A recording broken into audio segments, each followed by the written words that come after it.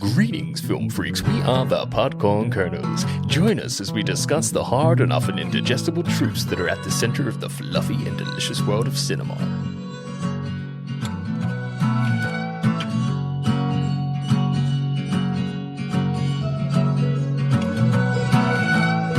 What's poppin', people? Welcome to the Podcorn Kernels podcast. My name is Adam, and joining me in your earholes is Harry. Say hello, Harry. Imagine the happiest day of your life is getting £3 off of a fish supper. On today's episode, we will be talking about Let the Right One In. This is a 2008 film directed by Tomas Alfredson and stars Care Hedebrandt, Lena Lee Anderson, and Per Ragnar. IMDb describes the synopsis as follows. Oscar, an overlooked and bullied boy, finds love and revenge through Ellie, a beautiful but peculiar girl. Here is an original song to support the synopsis.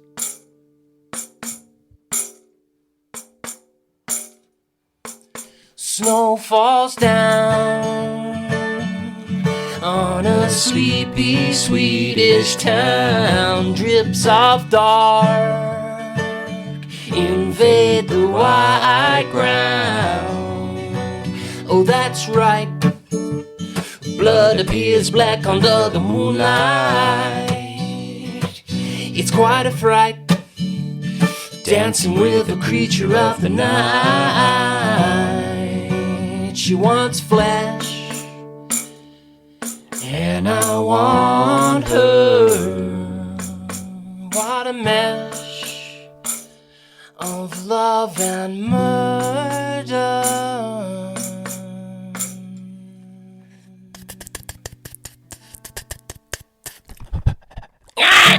Let's start with some facts about the film. Several tricks were used to create the right sound effects for some of the gorier scenes. Biting into sausages was used to replicate biting into flesh, and drinking yogurt was used to sound like drinking blood. No. The sound of the children blinking was made by the skin of grapes rubbing together in an almost blinking motion. I don't hear sound of blinking.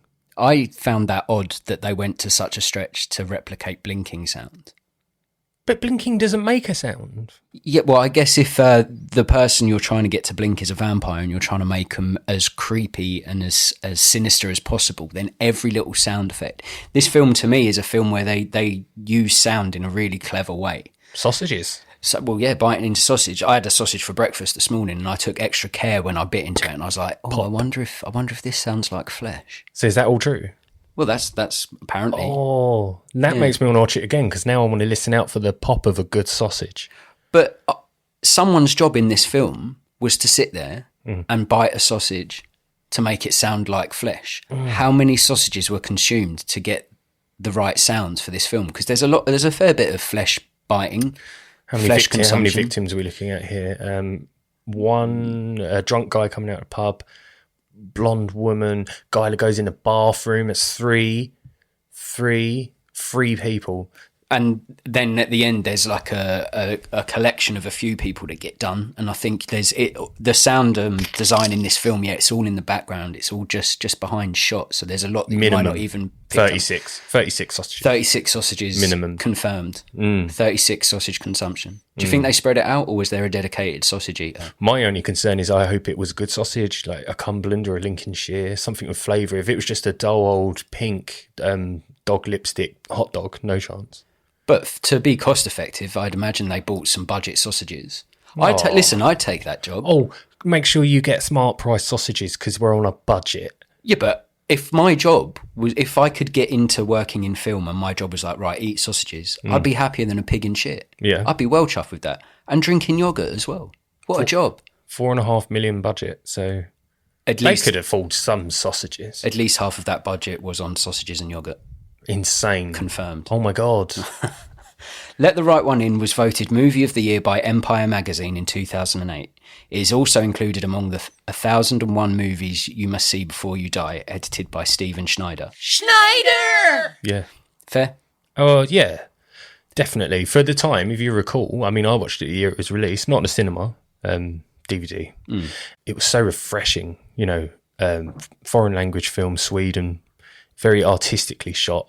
Framed beautifully, like the whole vision captured, and it's a ballsy film. It's very brave. I can see why it blew audiences away. Yeah. And then it was only 2 years later that they shat out Let Me In America. with Grace Moretz and Smith. What's his name? Cody Smith McPhee. Cody Smith McPhee. Yeah. Yeah. And you just think, why? I think even the director said, why can't you just watch this one? It's a good film. Give it a go. It is a good film, and I normally lean on the negative side of remakes, but I've got to admit, I do like the remake of this film. I think Let Me In is what the American remake was called. It's no way near as good as this, the original, but I still took value in it, and I thought it was decent. They renamed the characters. Well, I guess so, to make it relatable to an American audience. Owen and I don't know what the girl was called. Abby. Yeah. Abby and Owen instead of Eli and Oscar, or Eli and Oscar. Ellie. Yeah. Why?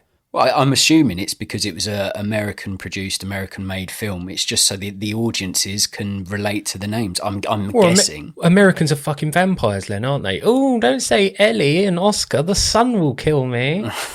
What are you talking about, bro? Well, I thought that fact was quite interesting, considering in 2008 you had some pretty big films coming out. You had The Dark Knight, Pineapple Express, Step Brothers, and then to a lesser extent, Twilight and Hancock. Now, not all of them are groundbreaking cinema, but for a publication like Empire... That tops them all. Well, I think you said this was a brave film. I think it was almost a brave move by Empire magazine to choose a foreign film that not many people would have seen. It'd been easy to... That was the same year Iron Man came out, and I know the people that work for Empire are huge Marvel fans. They kind of have to be. It's part of their job. But to decide this was their...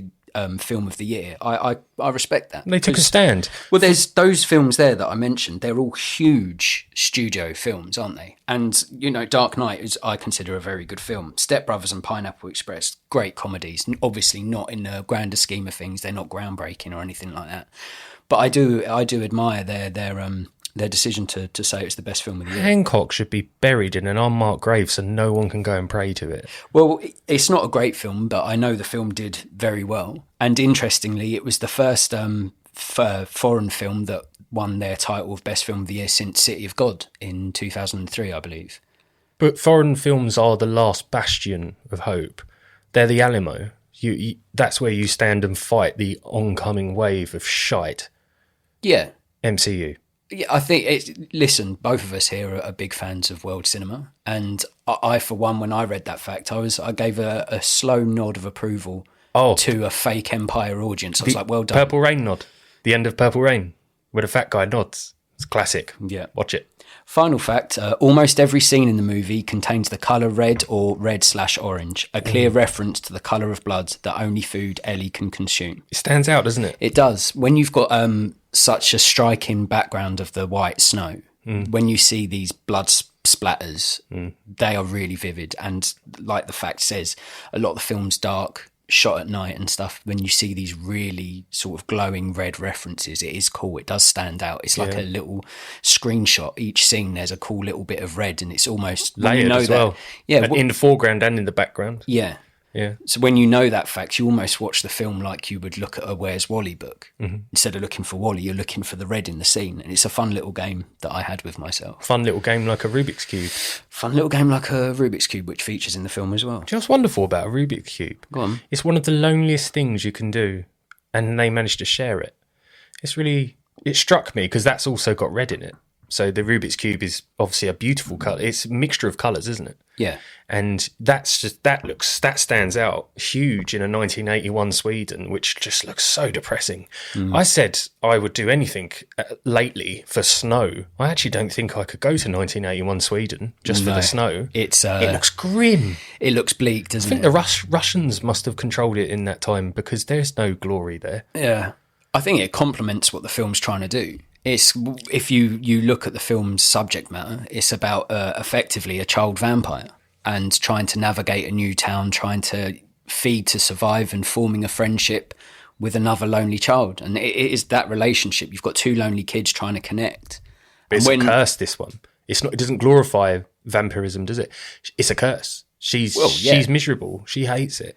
And this is it is a vampire film in effect, but it's not your romance vampire flicks of like Twilight. It's very grounded. It's very... Oh, tickle my pearly skin, Daddy. Exactly, yeah. There's no shimmering vampires in the sunlight. It's quite brutal. It's quite, monotone. And quiet. I think very quiet, very somber. And as you say, it's a brave film when you've got the lead vampire, so effectively the villain being a young child that looks so unassuming.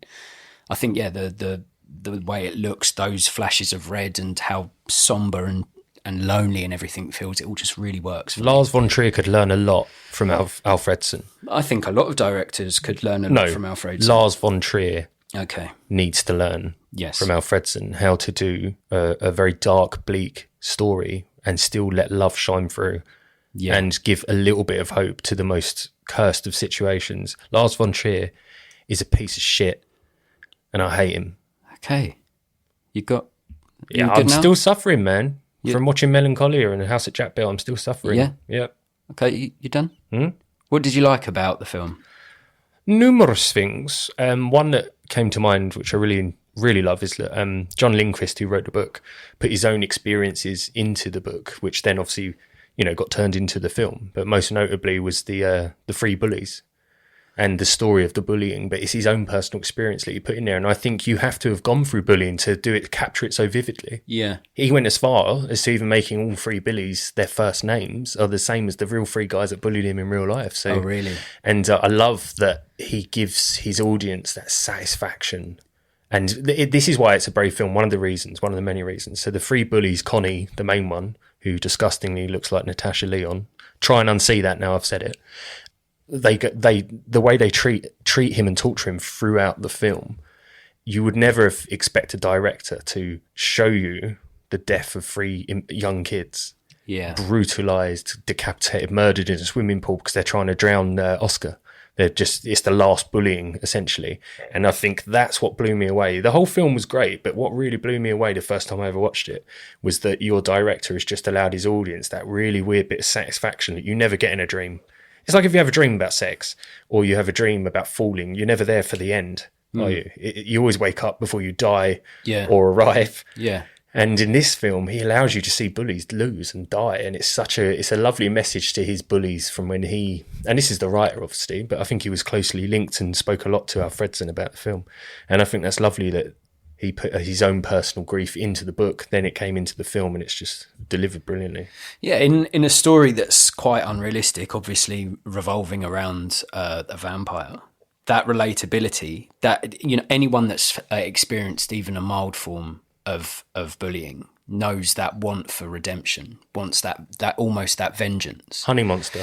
So it's good to see them pay for what they've done. It's mad. Yeah. And they're kids as well. It's worth saying that the story sort of focuses around Oscar, who's a sort of outcast child who is getting picked on by these three kids that are just making his life a nightmare. And that's how his relationship with Ellie builds, because she sees that he's down. She sees that he's weak, he's suffering, and she sort of gives him a push in the right direction to stand up for himself. And it's the friendship and the relationship they build. It makes him believe in himself, makes him more confident.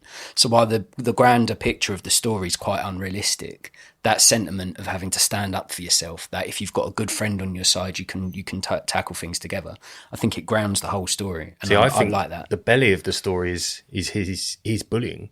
Yeah. And I think it's odd. It's amazing how he did it, because obviously if you go and see a film and you know it's about a vampire, you'd think that's the central storyline. Yeah. And essentially, if you watch it, it's more about Oscar's overcoming this awful life he's living due to being bullied. And she's just like an appendage to him. She helps him, or she's like a gun for him.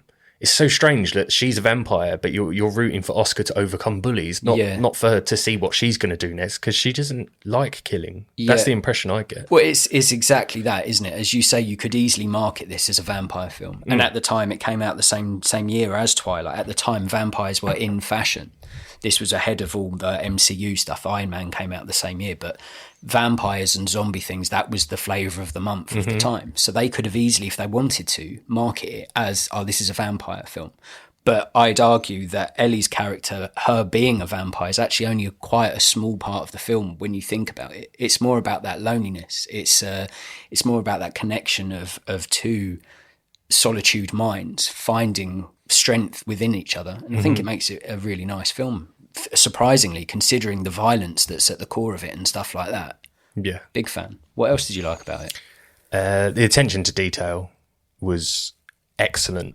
What comes to mind is the cat eyes when she's in a dark room. Ellie goes to visit Oscar in college or school or wherever he is, and he takes her down to a basement where the older boys sort of play. It's about midway through the film, and it's just the lights out. Somehow, through some clever filmmaking, good camera work, you can see that she's got that reflection that cat eyes get. And when the light turns on, they're narrowed like a cat's eyes, and then they go into normal human pupils, cylindrical, spherical eyes. And I thought that's an amazing little bit of detail, because if you turned your head away for a moment or sneezed, you'd miss it. Yeah.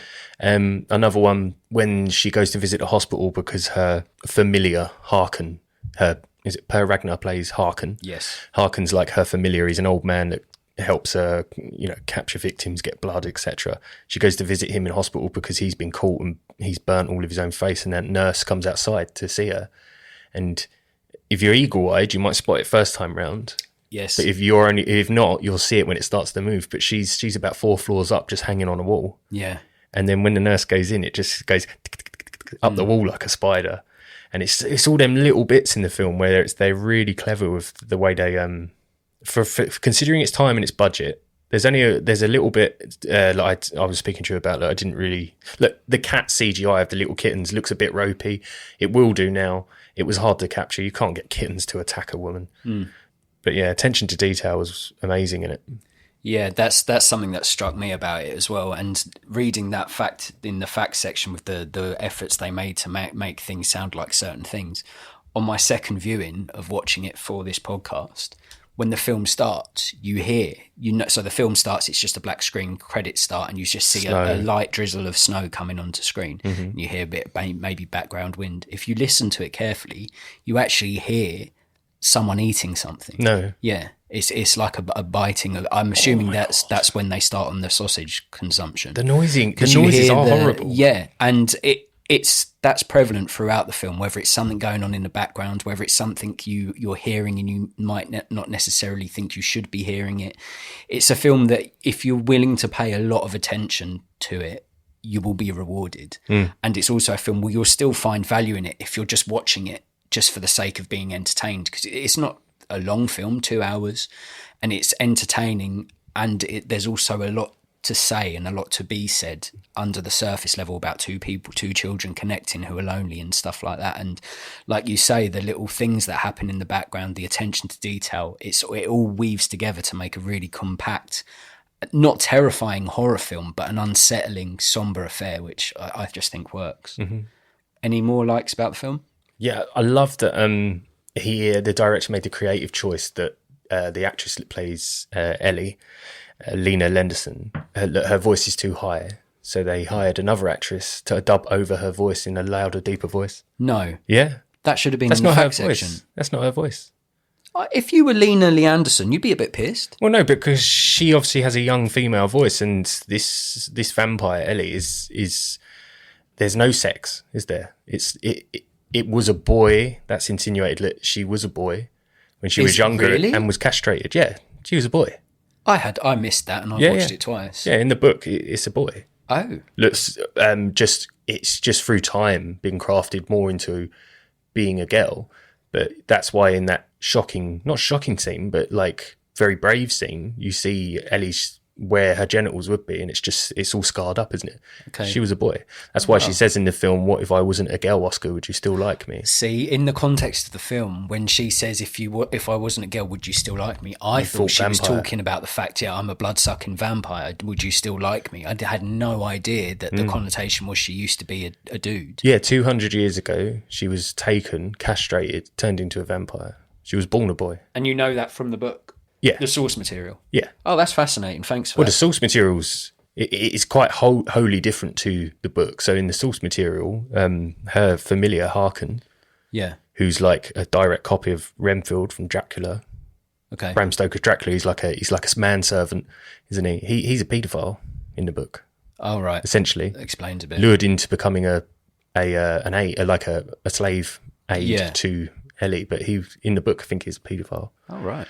It's mad, but yeah, they got an actress to overdub Ellie's voice to give it more depth because it was too high. It's amazing. I didn't pick up on that at all. Like sometimes when you see dubbed voices, you're like, there's a split second where you look at it and be like, wait, something's off. Oh, it's like, perfect. Yeah, it's perfect. I honestly thought that Lena Lee Anderson, who plays Ellie, was responsible for the voice. No, it's pitch perfect. Yeah, that's incredible. Captured amazing. And that ties in with your positive about the film is the attention to detail. To get that so correct that you can't even clock that it is a different voice. That's amazing. It's mad. It's a great fact. Elif Salen. Yeah, Elif Salen as Ellie voice. Eli.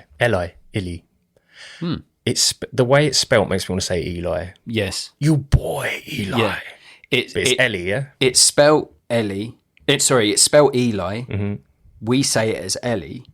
And then in the film, they say like Eli or something. Know. Yeah, we're going to stick with Ellie because it's easier our for attention our to detail is not as good. British tongue. No, it's hard. It's a tough one. Any more likes? Oh, loads, man. I enjoy so much in that film. I didn't think there was an ounce of bad acting in it. No. Not an ounce. Yeah, I enjoyed it all. I didn't think anything was ropey in it. It's very captivating. Yeah.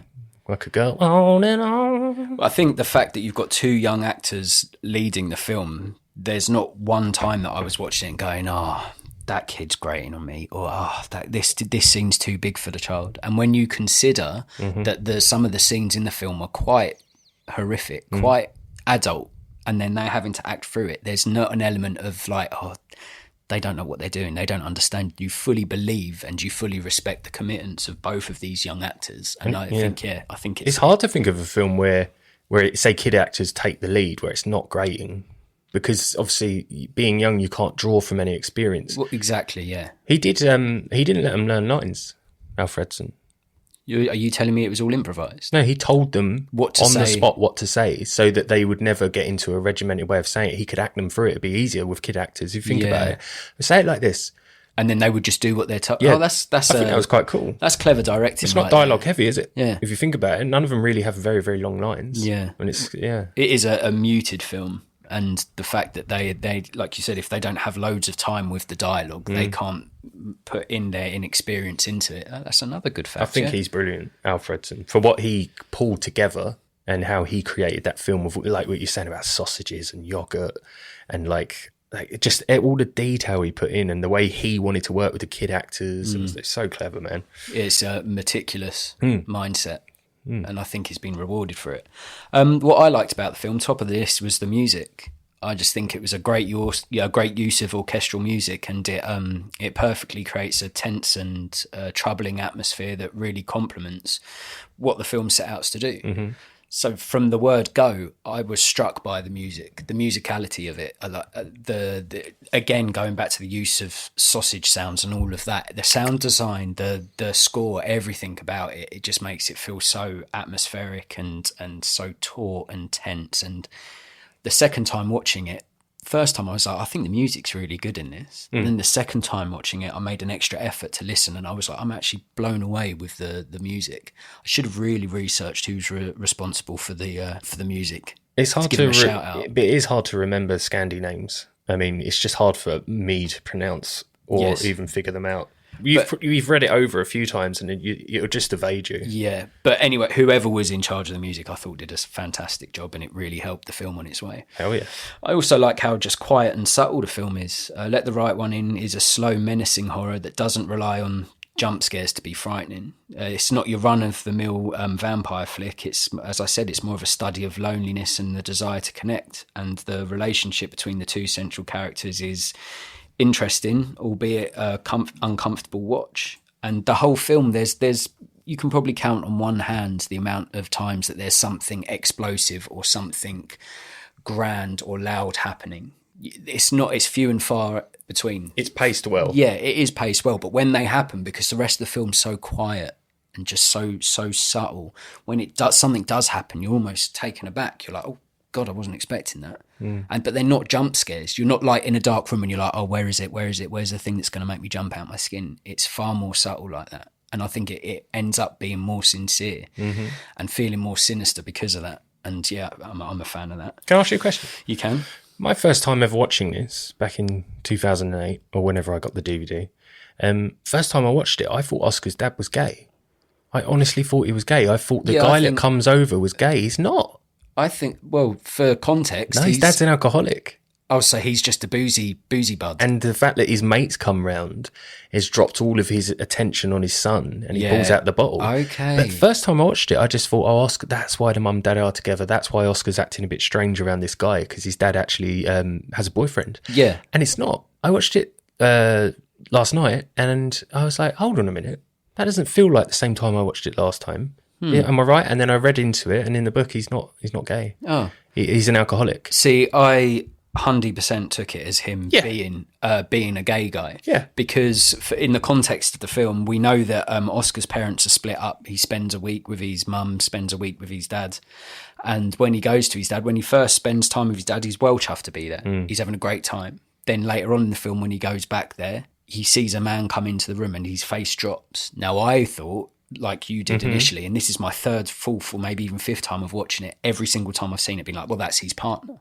But now you say this guy comes into shot, doesn't really say a lot. He's like, oh, Oscar's here, hello. And then his dad gets up immediately and goes to the cupboard and gets a bottle of vodka or something out. So yeah, and now that you've said it, that makes complete sense. It would have worked both ways, but yeah. I wonder if that was intentional or not. I don't know.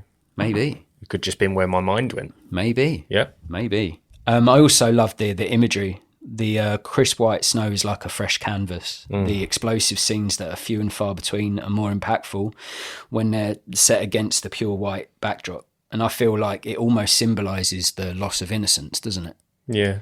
So a lot of the film is thick snow, and you see with the violent scenes, blood spatter on it, and to see like a virgin white snow in the backdrop and then a splash of red just suddenly, it feels like it's trying to symbolise Oscar's loss of innocence as his relationship builds with Ellie. Yeah, and it's weird because it's Sweden as well. You don't associate Sweden with this sort of bleakness. Like you hear it's like one of the happiest places on earth. It's got, an amazing work ethic, all that stuff. And then you're right, when you see this extremely quiet, snow-like town, and it's quite comforting, there seems to be like a really nice atmosphere. And then you're right, when the blood like comes into it and it's all about vampires. I don't know, I feel weird when I watch it. Yeah. It makes me feel uncomfortable and comforted at the same time. Yeah. There is something, it's that hygge dynamic that the Scandinavians have, right? When it's like balls deep winter where they are, it's all about candles, it's all about cozy jumpers and blankets and embracing the fact that it's freezing outside and finding warmth and comfort in their own home. Oh. So I feel like outside in the film is so harsh. What Ellie and Oscar are going through is so harsh, but there is this odd sense of warmth when they are indoors and they're almost safe from what is going on that's outside. good symbolism. Yeah, because they are safe. And I would say if anyone interested in watching a film like this, if you like your films to be sort of fast-paced and loud, maybe look elsewhere. It's a bit of a slow burner. Hancock. Yeah, go and watch Hancock, or fucking Twilight. But this film is it's certainly a much slower, steadier, sinister affair. What did you dislike about the film? This is a tough dislike for me because I totally understand that it's also a compliment, but films like this, it amazes me how they make me hate an actor or a child because their character is a piece of shit. The bullies. The Joffrey effect. Of course. Or the Mrs. Carmody from The Mist. Just an absolute religious motherfucker who just turns everyone against an innocent guy and gets him killed. Just characters you hate. But that means that the actor's doing a great job. Yeah. Like Patrick Rymark, who plays Connie in this, the one who looks like Natasha Lyonne, he plays bully so well. I'm annoyed that I walk away from a film thinking that I could beat the crap out of a 12-year-old. Yeah. Like, I literally walk out the film, like, if I saw that kid, I would do him in. Fuck him up. I would stick him. Yeah. And it's like, what are you doing, Harry? Yeah. You can't think like that. That's a child. But that's the power of the performance. I know, so is it a dislike? I think you can dislike a character. I think many of my dislikes in films are that a character grates on me rather than the actor. But the Joffrey effect is a great analogy. Joffrey from Game of Thrones, despisable young king, like everybody hated him, like a huge villain, a huge douchebag. Played to perfection. But you're meant to hate him. And in this film, the young lad that's the bully, you're meant to really dislike him. You're not watching this film and going, oh, that bully's a lad. Like, he's putting this poor fucker through it. But he's made me hate 12-year-old Swedish boys. Well, that seems like a you problem that you may want to get looked at. But I think it can be both. It can be both a like and a dislike. You can like his performance because he does it so well. He's so detestable as this bully, and without reading too much into his character, you feel like that's a direct result of what his brother's like. He's a younger sibling. His older brother seems to be a bit of a dickhead, bit of a bully as well. So there is you can, if you're wanting to, if you're in a good mood, you can kind of sympathise with him. But that character is certainly unlikable, and I think the young lad who plays him deserves props because he did do a good job. Patrick Rydmark. Is that his name? Yeah, name we can say. Oh, good. Patrick Rydmark. Other than Patrick Rydmark, what didn't you like about the film? Now, this could be something to do with the Swedish school system in 1981. Okay, go on then. But I found this kind of odd. You know the scene where Oscar decides to stand up to the bullies at the open ice rink? You know, the wild ice, what would you call it, pond hockey place. He decides to stand up to the bully by hitting the bully on the head with a red stick. Just realised that after your red talk. Blood. Yeah. He hits him across the head with a red stick and splits his ear open. Now, Oscar then goes home and his mum's shouting, "Talk to your dad," on the phone. Okay. Next scene, Oscar's swimming in the pool. Yeah. He then goes into the basement with Ellie, who's turned up, and this is where he wants to do a bloodletting where they combine their blood, etc. And Oscar says, "Oh, you should have seen me today. I stood up to the bullies in the pond." Did he go to school twice in that day? I don't know.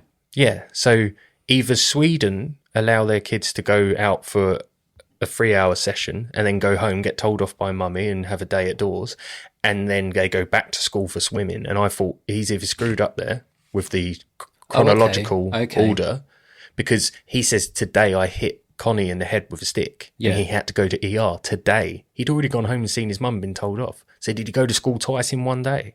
I think maybe the swimming later was an after-school class, or that might be. I mean, he goes swimming twice in the film. Okay, as we know, you could be right.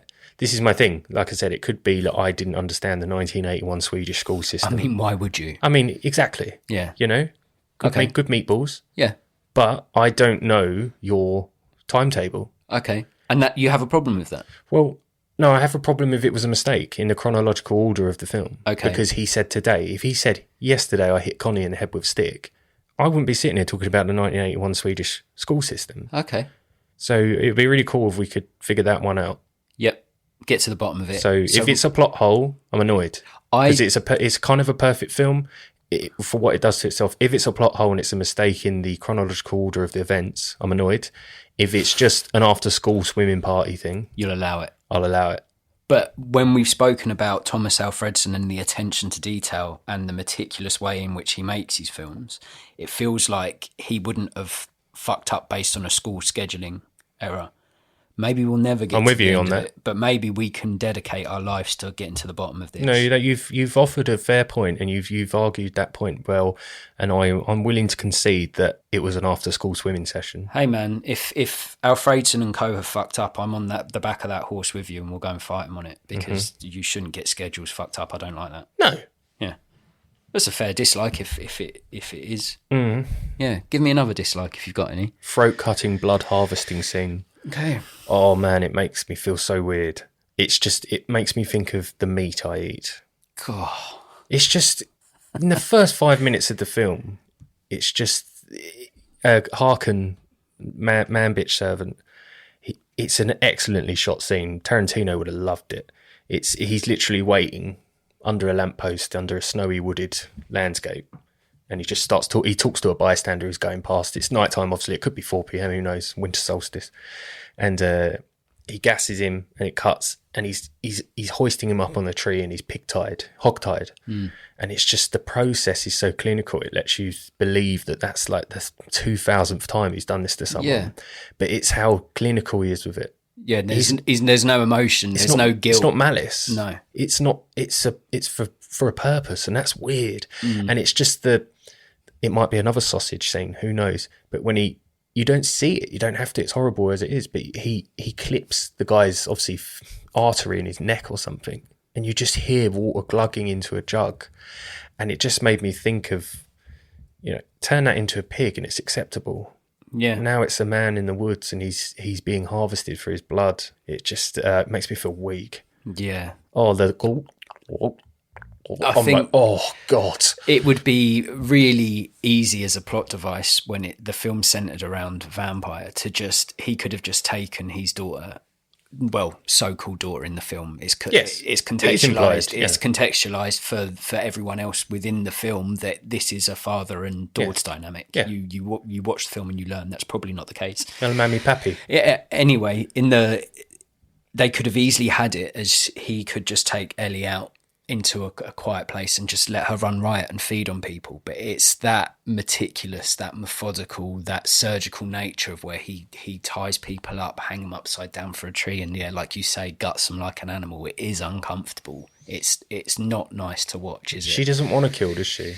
You get that impression early on. Yeah, she has to survive. She's not necessarily chuffed to be having to feed on humans. I think she detests that about herself, but equally she finds herself in this situation that we don't necessarily know how she got there, but she's not happy that she's there. So she's not vibing with the fact she's a vampire. She's not out and about going, oh yeah, I'm going to munch me some human. Munch, baby. She's obviously not there for that.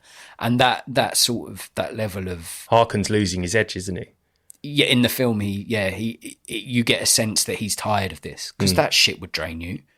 Great choice of words. He's losing his edge. Yeah. That shit will drain you. Yeah, boom. What else didn't you like about it? Nothing. Just it disturbed me. Look, Patrick Rydermont looks so much like Natasha Lyonne from American Pie. Now I feel like you need some time to talk about this because that's another. It's said. But why do you dislike that he looks like her? Because I couldn't focus on him being the prick that he was playing so well. I kept thinking of the sex guru from American Pie. So now, is it a double-edged sword of you now hating Swedish 12-year-old boys and Natasha Lyonne because that's of this in a bullying character? Context for anyone that's just tuned in? Yeah. Someone tunes in. So you hate 12-year-old Swedish boys? Yeah. So particular. Yerk. Yeah. Okay. All right, fair enough. I've got a couple of dislikes. My main one being it is a preteen vampire love story.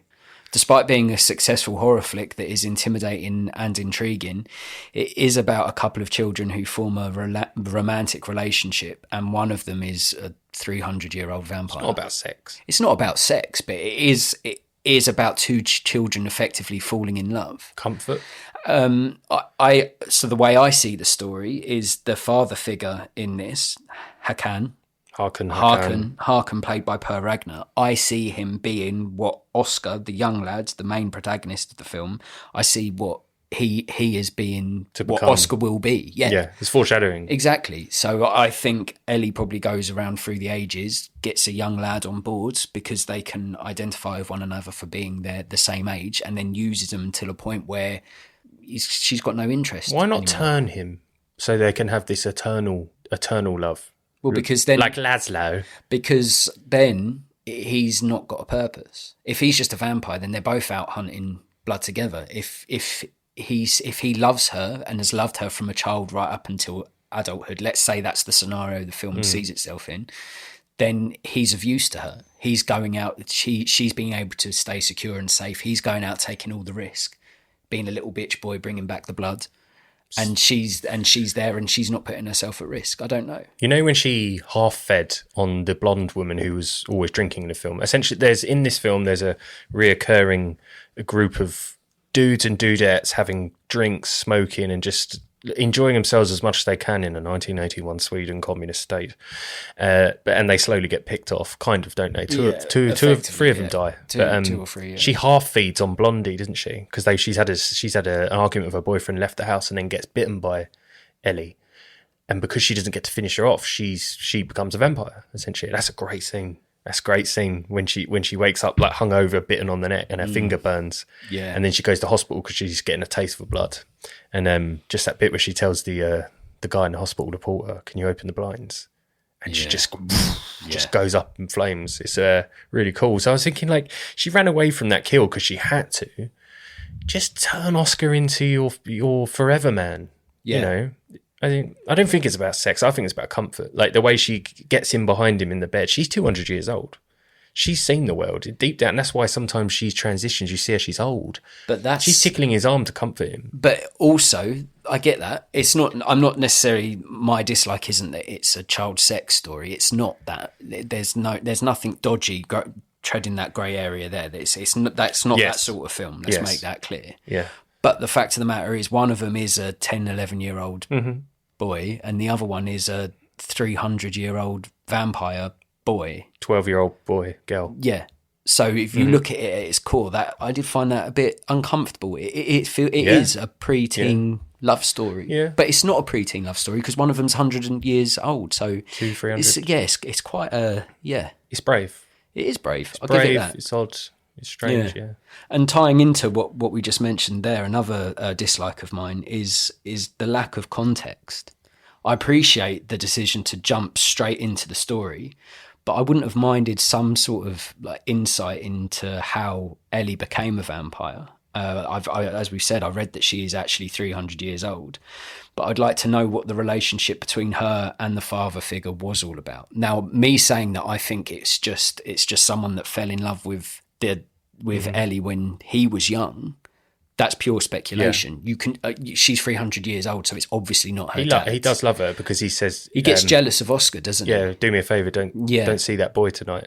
But that's the last favour. I think I'm not someone who likes to have their hand held throughout a film. I'm not someone here that's like needs to be shown every single aspect. Like this is exactly what's happened. I like it when a director makes you think about. I would like to have known maybe her origin story, what happened. Just maybe if it was just a little flashback or something like that. I would have welcomed more about. Well, why is she a vampire? How did she come here? Do you think Alfredson wanted to break away from Lindqvist's original book? Because obviously, as I mentioned earlier, Harkin essentially was a paedophile and stuff. Maybe it couldn't be captured in that time. I agree with you, though. It'd be backstory's great. Yeah.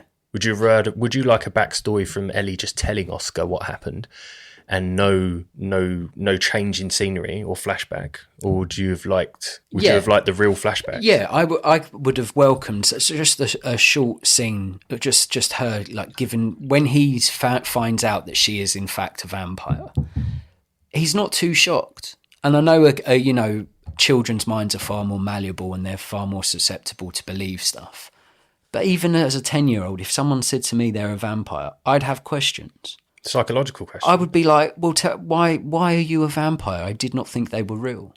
And I think part of me would have welcomed, even if it was just a tiny little scene of just like a flashback, or just her saying, oh, I was here at this point and then I got bit by a dog bat and I turned into vampire 100 years ago. Something tiny. I've seen like a dog bat.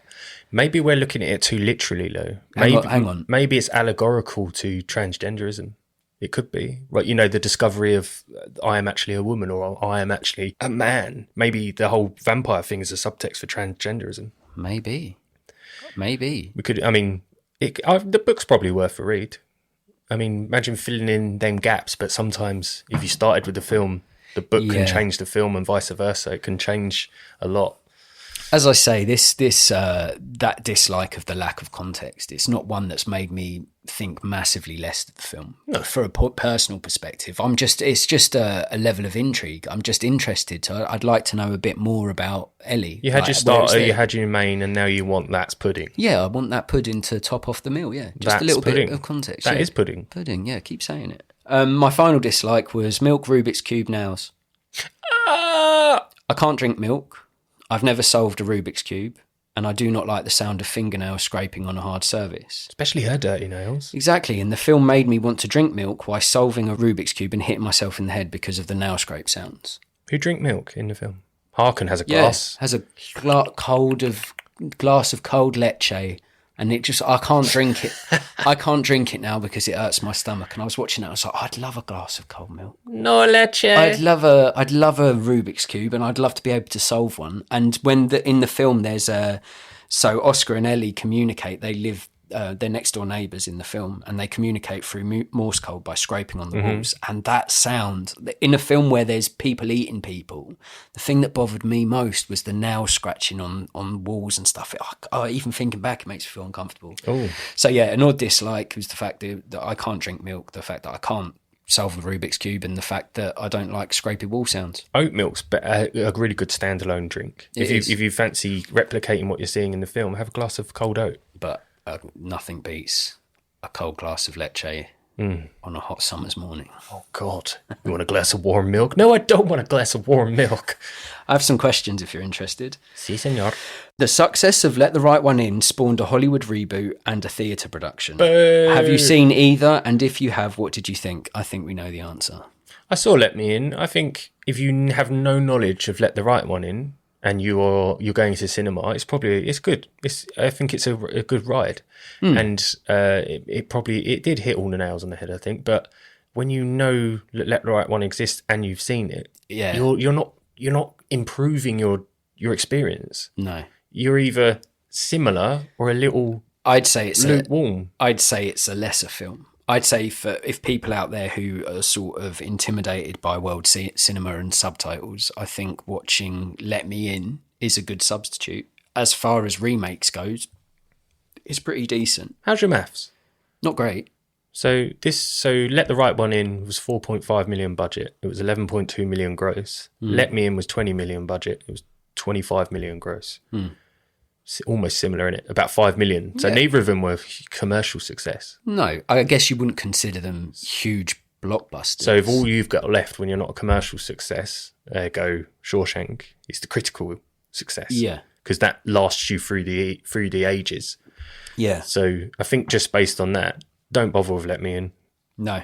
I would say I've seen the theatre production and that was brilliant. That's mad. Where'd you see that? Royal Court? I'm just going to say London. Royal Court Theatre. I don't know where it was. It was years ago now. Me and my partner went and we took her for her birthday and it was incredible. It was, I've never seen anything like it on the stage. Oh, that's amazing. There's one scene in particular where everything goes quiet and then there's just the loudest sound I think I've ever heard to make the audience jump. Sausage? It definitely wasn't a sausage consumption sound.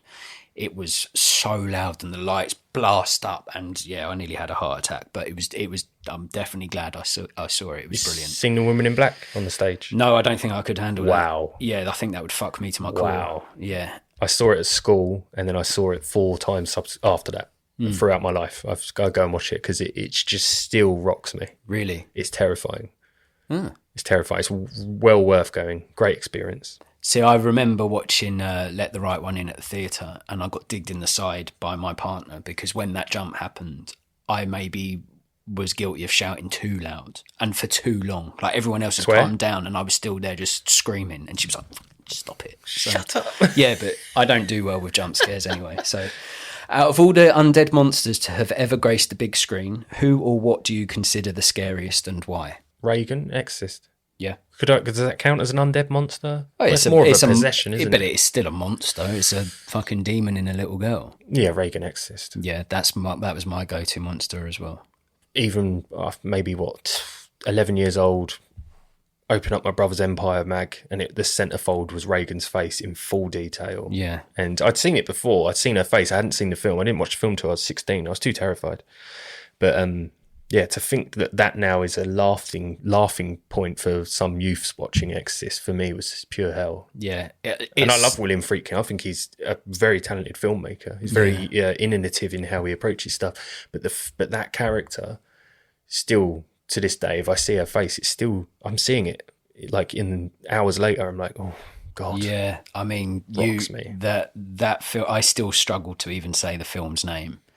As a 35-year-old man, fully grown fucking man, I still struggle with it. And similarly to you, I had experiences as a child by seeing that image, and it rocked me to my core. Worse for you, you're Catholic. Yeah, Brave Catholic, mate. Yeah, you have no idea. That shit, rocked me. And even now, I would really try my best to avoid watching that. Even now, that's the one for me, and I think it will always be the peak of horror. That film done, that character, just shit. Yeah, I think that tops the list for me as well. Blair Witch scared the hell out of me because you don't see the protagonist. You don't see the actual person, the threat, antagonist. Yeah, and the way that they use kids laughing and things getting moved around and stuff, and that terrified me. Yeah. But no, Reagan as a character, I think, is probably the most terrifying. Yeah, oof. I'm right there with you there. Would you sacrifice other people's lives to feed your bloodthirsty daughter, or would you let her bite you so you can be a daddy-daughter Dracula duo? Oh, God. It's a valid question. It's better that I ride the tide with her. Yeah. Yeah, so turn daddy into a vamps. And you're there for your immortal. Oh, God. You and your daughter sucking on blood till the end of days. That's all right if it's like Lestat or like from Interview with a Vampire, where it was more grand to be a vampire, I suppose you could say. But I'm going to go back to it, man. 1981 Sweden. Communist-looking death hell with snow. But I didn't say you have to be a daddy-daughter Dracula duo in 1981 Sweden. Communist. Yeah, it can just be now. So would you want to be a daddy-daughter Dracula duo for eternity? Or a feeder. Or would you want to be able to feed your daughter with other people's blood until you pass away? And can I just kill us both? Well, because otherwise we're going to have to say goodbye and see everyone we know and love die. Can I just daddy-daughter duo steak selves? Double-ended steak. You answer it how you want, mate. If that's the exit route you want to take. Double-ended steak. Death to daddy-daughter duo. That's what you would take? Yeah. Okay. Yeah. If I had a daughter and if she was a vampire, I'd be like, go on, give me a bite. Bite me. We can't travel by day. Yeah, but I'd see what the fuck's going on in hundreds of years' time and stuff. At night. Yeah. In an alley. Yeah, but global warming and the state of this fucking earth, it might be dark for longer as the years go by, and I might be like, yeah. Tropical vampire film. That has never been done. Well, maybe we can get to work on that. I don't drink coffee, I drink blood, my dear. Nice. What would you rate Let the Right One In? 9. 9? 9. Okay. It stands the test of time, I think. Yeah. It's a strong one. Yeah. Well, surprise, I've gone a bit less. I'm so shocked, Adam. I've given it a 7. Whoa! That's still good score. What is your problem? How long have you got? 7? Yeah. That's still a good score. That's a very good score. Take into consideration I'm not a horror buff. Take into consideration I'm not always there for slow and steady films. You're a film fan first and foremost. I am a film fan first and foremost. Check That's a sentence. yourself. I have checked myself. Before. And 7 is a very good score. I'm not going to change my score for you. Fuck you. No, 7's a good score. Yeah. 7's a good score. 7. Yeah. All right, man. The film's good, and that reflects my score. It's not necessarily my sort of That score film. should be the 8th sin to your 7. I think 7's a great score. Okay. That gives Let the Right One In a total score of 16 out of 20, which is still a very respectable score. You liked it more than me, but I still liked it, and that's okay. If you like your films creepy and quiet, uncomfortable and unsettling, or if you like your love stories to be about vampire children, then Let the Right One In could be a film for you. Consider watching this one if you enjoyed Interview with a Vampire, 30 Days of Night, and Leon. Should we play a game? Mm-hmm. The game in question is What the Plot, where the rules are simple and the results quite the opposite. Harry will conceive an original idea from his big and beautiful brain and give birth to a plot. It is then down to me to nurture this thought by providing a film title, genre, cast, and anything else I can think of to raise this brainchild into a fully functioning film concept. Over to you, Harry. Okay. A young B-list actor, male, female, I don't care. Their success is not getting into the A group. They're still B-listing hard. Depression kicks in, and this person decides to take a header off of the Golden Gate Bridge. Wait. Yep. Header, suicide? Yeah, if you take a header off the Golden Gate Bridge, you don't have a squirrel suit on, you're not intending to fly. Okay, thanks for clearing that Okay, up. they take header, and they're depressed. What do you think they're doing? Yeah, taking a header off the Golden Gate, okay, film changes. You don't see them hit the water. You don't see any of that. You know they've jumped, it's implied. This person then wakes up in a bar, the top of a huge skyscraper in the clouds. And in this bar are your likes of Philip Seymour Hoffman, Robin Williams, Amy Winehouse. There's all these amazing celebrities, actors, singers, songwriters, artists that have died of suspicious circumstances or suicide or anything. And the whole film is about this young B-lister getting to know these celebrities who never actually got to say their final goodbye. And it's in a bar setting. It's very strange, almost like American Gods with the leprechaun guy. They're drinking, they're eating food. He's talking to Philip Seymour Hoffman at a bar. He's like, why'd you do it, man? Why'd you do it? And Philip Seymour Hoffman gives him an answer. Robin Williams gives him an answer. Amy Winehouse says, I just did this, and this. And anyway, he goes on a journey through this weird limbo with all these celebrities in a bar, you know, because a bar is a place where a lot of depressed individuals go to drown them feelings because they think, oh, maybe it'll get better, etc. It's one of their weaknesses, drugs, addiction. Anyway, when his journey ends and his search for life and why these people did what they did comes to a conclusion, beep, he comes to on a hospital table. He survived the jump. He survived the jump. They bring him back to life. It was the biggest regret of his life, taking that header off the minute his feet left that bridge. And we can thank dead celebrities and stardom for bringing his consciousness back to his meaty man cave flesh carcass that lives upon this mortal coil. Okay. Yeah. His or hers. It was irrelevant to the story. Where are you at with me now? Well, I'm trying to put all that together. And who else could be in that bar? Let's start Jeff Buckley. Yeah, Jay Buckers. Yeah. Yeah. Kurt Cobain. River Phoenix. Doesn't have to only be suicide, but it could just be that downward spiral of drug intake. Heath Ledger. Yeah. Yeah. Okay. Yeah. Well, that's an interesting film. One of my favourite the plot ideas that you've come up with so far, I'd say. The high tower in the sky, like with a bar. Yeah. Really weird. So I see this as being like a surrealist sort of drama / thriller where someone at the bottom of their luck decides that they've had enough and they're sick of not making it, and they've put in the work, they've been told all the right things, that toxic trait of Hollywood of ego. Just constant ego buffering, and no one's telling him maybe he's not actually good enough. Is it he? I'm going with he, yeah. Okay. Just because in my head... More relatable. But yeah, and I've got someone in my head that I feel would be really good in this role. So I'd have it as a deep thinking, surreal drama / thriller where someone at the edge of his tether decides to take his own life and then finds camaraderie up in heaven in a bar in the clouds and sees why these people are there. And then, you know, as you say, he doesn't actually die, he comes to.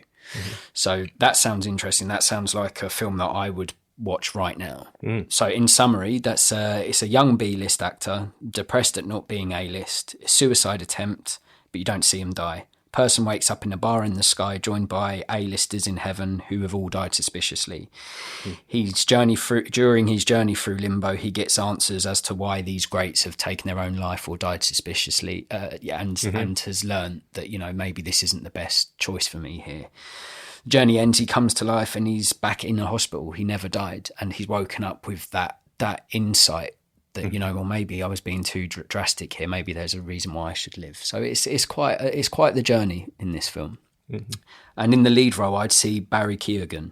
He's a good young and up and coming actor. Irish. Yeah. Yes. Yeah. Killing of a Sacred Deer. That's right. Yeah. Calm Horses. Yes. I like him. And I would also have him as an Irish lad. And he's gone over to LA because Irish people stock in LA seems to be booming. Yeah. They tend to do a great American accent. Huge family ties in the US. Exactly. So I'd have him in the lead, being an Irish lad who's a bit down in the dumps because he's not got where he should be, and in a moment of weakness has thrown himself off the bridge. All an illusion, isn't it? Yeah. And a director I can see handling this is someone that all his films are in that sort of dreamlike state, and I'd have David Lynch directing it. Oh, cool. So Mulholland Drive, Eraserhead, Straight Story, that he's known for his sort of surrealist, abstract take on film. So I could see it being a dreamlike affair where we see him traverse through life up into afterlife and navigate that world where he's meeting icons and idols and better understanding his place in Earth, and then come back. I think he would be a really good fit for this film. Because you could imply it's that celebrity, let's say, like, it looks like Amy Winehouse, but she's not called Amy Winehouse. You could literally have the camera behind a beehive and long fingers smoking a fag and just talking in a British accent. Cockney accent. Yeah, that's cool. I think you could cast a few other well-known actors to play these roles. You could have the barman being someone really likeable. Who would you cast as the barman? Do you know who I'd cast for Heath Ledger? Go on. Gordon Levitt. Okay. He looks the spit of him. Yeah, well, he can be in the film. I love Gordon Levitt, so I'd have him in there, yeah. But I think if we can figure out... Oh, the barman. Is the barman God?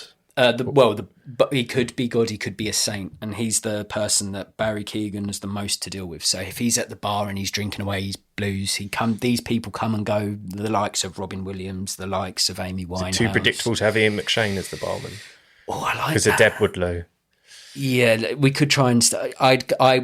let's have Matthew McConaughey. Oh, Matthew McConaughey. Charismatic. That little twinkle in his eye. He could be Matthew McConaughey's dad. Based on his dad. Didn't he? You say he died during sex? Yeah. Matthew McConaughey's dad died while fucking Matthew McConaughey's mum. Hey man, you got a problem? I went out in the best way possible. Yeah. So we could have... I could totally see McConaughey as being that sympathetic ear, that really cool guy, that gleam, that wisdom that's synonymous with McConaughey. You're going to write a script because you just wrote that down, even though we've already done it. Oh, I start working on this as soon as this is done. I'm going to get in touch with Matthew and Gordon and let's get this ball rolling.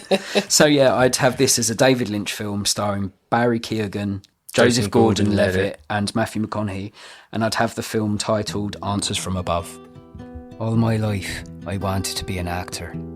I've paid my dues, made my sacrifices, and cut ties in a bid to be a success.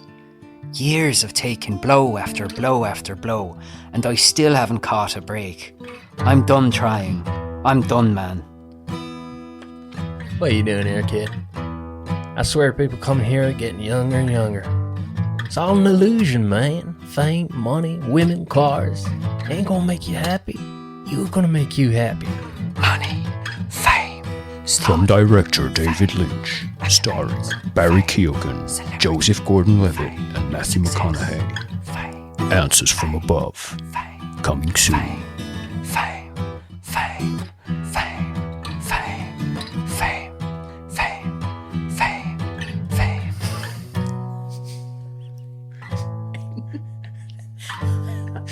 We got more dialogue. Didn't realise there's another minute of song. No, I'm exhausted.